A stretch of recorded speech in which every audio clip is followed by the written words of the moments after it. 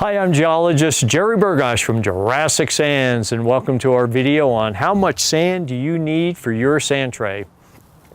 So I've been selling sand for over 20 years to play therapists, and the one common problem we always see is that play therapists underestimate or overestimate how much sand that you need to fill a sand tray. So I've brought 3 different sand trays here so you can get an idea today of how much it's going to take. And this is based on the leading play therapists that I've dealt with for these 20 years. They've given us a lot of good general rules, and that's what I'm going to share with you today.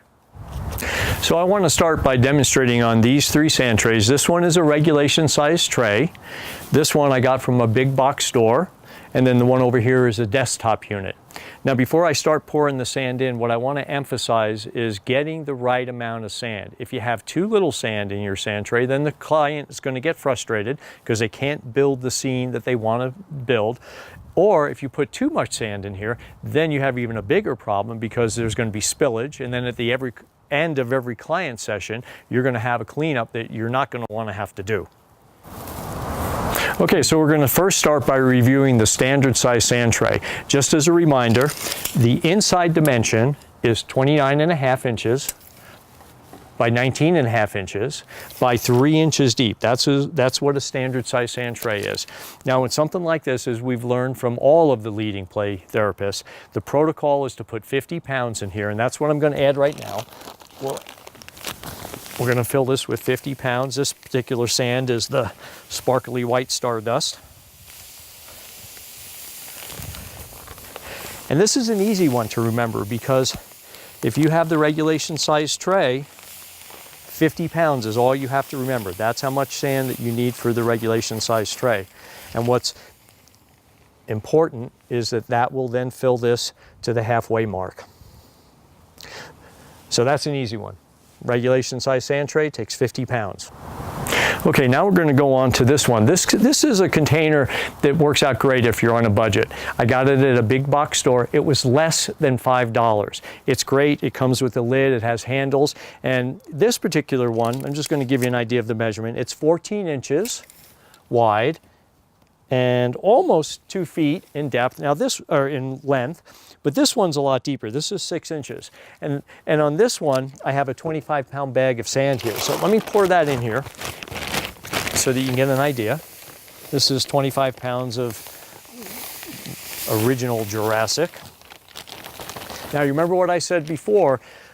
The protocol is to fill it halfway.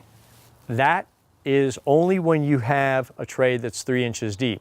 In something like this, you don't want to fill it to the midpoint, which is what the protocol is, because it'll be way too heavy to lift. This is 25 pounds of sand in this tray, and it's plenty for any client to build any scene that they need to do. So that's the plastic container. The last choice is the desktop unit.